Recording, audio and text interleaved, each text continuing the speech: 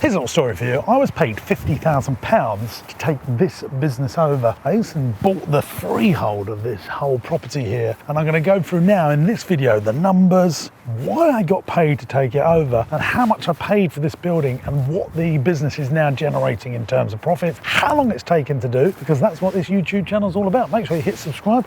Let's get into it. So here it is, gang. This is Partyman World in Ipswich, which is a thriving town centre, lots of houses being built. What happened with this play centre was there was another big one that opened in the town that stole a big chunk of the revenue, and so the owners just wanted out. And so because they watched my content, knew about me because I'd spoken at industry events. Great way of buying businesses, by the way, is speaking at industry events, writing articles in industry papers so people know about you, so you're top of mind for when they want to exit their business, because everyone wants to exit their business one day, even if it's by death or they've just had enough of the bloody thing. So he called me up and I said to him, you want to close the thing down, dear? I said, how much is it going to cost you to close down? He said, it's going to cost me about 150,000. I said to him, well, give me the £50,000, so save yourself 100,000, and I'll take over and run the business. My idea was to take this play centre and sweat the asset and put a day nursery on the side. I'll show you that now. So then we added this, which I think was our 7th day nursery, Twizzle Tops. So you can see this part of the building, indoor play. This was just disused space, really, used for storage. And this has allowed us to bring in a massive chunk of revenue. Just this November, after 14 months of trading, we've generated an extra £38,000 worth of revenue. So this nursery now, about £500,000 of turnover will come in the next 12 months, helping ourselves to another £150,000 worth of profit. Now, here's the great news about buying commercial property here. You have lower stamp duty, and because I'd bought the trading business, they were locked into a 10-year lease, and the landlord could only get £60,000 a year for this massive 18,000 square foot building, because he was locked into a lease. So I rang him up and said, look, I'll give you 10 years rent up front, £600,000 to buy the whole building. And he said, no, James, no. He wanted £1 million.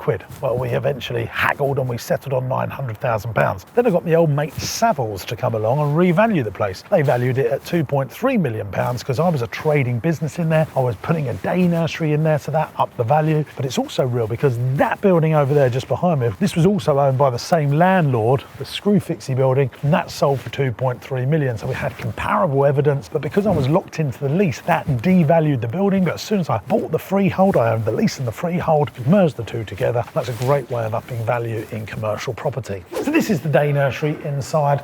We've got 4 rooms like this, and so yeah, it's making decent revenues now. It's great. And this business now, where it was losing money when we took it over, probably next year will generate £250,000 EBITDA. That's earnings before interest, tax, depreciation, amortization. In effect, there's £250,000 worth of cash spinning off of it. Plus, we're paying ourselves £60,000 off of the mortgage each year to own the building. So really fantastic. So that's an example of repairing a loss-making business. Sometimes I get tired of carry on repairing loss-making businesses. It's just what I've done time and time again. We're now on our way to Partyman World Braintree, which again was a business where the owner wanted to get out. We rebranded it. We actually bought this business and we used asset finance to buy all their equipment. So we got it for no money down, and we borrowed £50,000 from Lombard, paid it off. I think we've got 4 more payments and then it's all ours, ladies and gentlemen. Again, we're going to do the same thing. We've got the building, buy the freehold one day. We hope and pray we can buy it. And I think we've had loose discussions with the landlord. We're going to put a day nursery in there. By putting a day nursery in there, again, we'll sweat the asset. And I'll give you some of the revenue numbers on the flip chart after we've seen this of what a play centre takes, sweating the asset and owning the freehold. Where you get all those 3 things combined, you can really make some decent cash. So here we are, Partyman Braintree, site that we bought. I explained how we did it. I'll break it down on the flip chart later. But this basically a massive place. It's a huge building in a really good location. It's right next to Freeport, which is a big designer village. And again, a growing town. And what my plan is to do here is just nick a bit of that car park over there, put a nice garden, and then around the sort of dog end of this building, I'll show you when we go in a minute, put a day nursery there. Again, because we're already paying for the overhead, paying for the utilities, because we've got a commercial kitchen in there. These are things that annoy me, by the way. This is why site visits are so important. I'll just turn up here. I've got a couple of old fridge and freezers outside. Yeah, my customers are going to really love seeing that. So in the WhatsApp group, it's gone to say, why is that happening? That's why it's so important you have audit trails and stuff like that. I'm hoping that's only been there for one day. That's why we put CCTV in all the venues to check up on this stuff. And that says push, and I pulled, didn't I?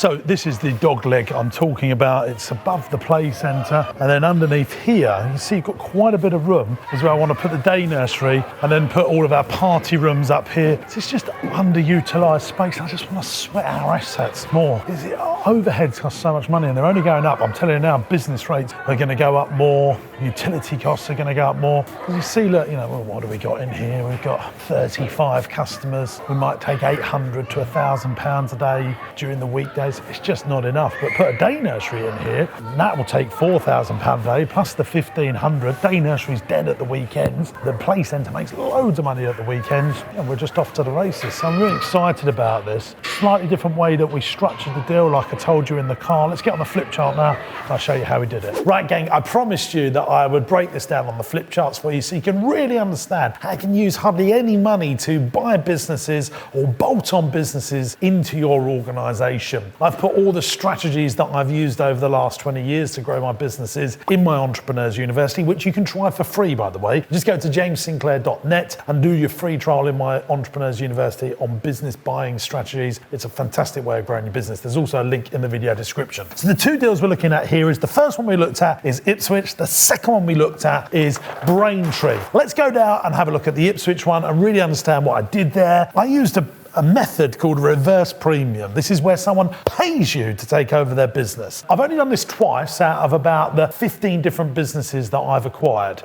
Still, the number one way of buying businesses is vendor finance, where you pay the seller over a period of time, in effect using the seller as the bank. Why would a seller want to do that? Well, they get huge tax efficiencies using Entrepreneurs Relief on the first £1 million worth of a sale. Again, loads of examples of that in Entrepreneurs University. But over here, let's have a look at our reverse premium. They paid me 50k to buy the business. Why do they do that? Because, as I explained, it would be a lot more money for them just to close the business, pay the landlord to get out the lease quickly, pay all the staff, make them redundant. So it's much better for them to give me the 50k. Just doing these two things would have meant that I was buying a business that was break even at best and probably losing money. So it was really important that we did this. We create that second revenue stream. So over here, I've got my little CAD drawing of the site. Here it is. This in effect is the play centre. This bit shaded in blue was the area that was just used as storage, and this shaded area in blue is what I turned into the day nursery. This red box here represents the commercial kitchen that's feeding the play centre Monday to Friday, and also my day nursery Monday to Friday. So we're sweating the asset of the team, the staff, the cooks here that ordinarily don't really have many customers in the week. Then at the weekends, this place is rocking. Half terms and school holidays, this place is rocking. And actually, the day nursery, for example, the worst trading weeks and months are when the school holidays are on. Let's just really break down the numbers of a play centre. Play centre revenue is about £450,000 worth of net income. Now, I'm just putting over my face right now our daily income sheet. We call it the Whiz, actually, which is the weekly income sheet. And it shows you all of my different revenue streams just for the play centre. And the bit now that I'm circling in red is the total revenue for the month of October. And the bit now I'm circling in red is the total revenue for the month of November. Now, we also have membership income that isn't included in there, and I've just taken those amounts, which I believe £32,000 to £47,000 per month. I've averaged them all up over the year, divide them by 12, it gives you about £450,000 in net income. Now, a big chunk of that's going to go on salaries, on utilities, paying the landlord, who actually happens to be me, my rent, my business rates. So this really gets me to a break-even position. Then the day nursery comes in and makes about £500,000 of revenue. We've been trading that day nursery on that site now for 14 months. I'm now putting over my face the November revenue for the nursery. I think it's about £38,000. Half of that will be wages, then the rest is contribution. So what I've turned this into is a really lovely business now where we can help ourselves to 100k of rent. Now remember, that's coming back to us, and we can help ourselves to about 250k of profit. So out of that 350 out of say $1 million turnover, that's a great business, somewhere we want to be, and we're benefiting from the capital value of the business, and we we only put the rent up if we want to because we own it and we've bought it. Right, let's have a look at Braintree. Slightly different way of doing this deal. 50,000, we just bought the equipment. I borrowed the money on lease finance using Lombard, a massive company owned by NatWest Bank. Paid that off over a few years, but this site still loses us money because we haven't put that second revenue stream in. Why haven't we done it? Well, we opened other day nurseries, coronavirus got in the way, etc., etc. But I am going to literally rinse and repeat the process. I've got a leisure business that pays all the X's, put the day nursery in, and hey presto, we've built another profitable business. But remember here, I haven't had to put any money down to acquire it because it will shock you to believe this. But so many people just hate running their businesses. They want to get out. So this is where entrepreneurs can swoop in, save the day, create jobs, and create the UK economy. Hope you've enjoyed this video. See you in the next one. Bye-bye.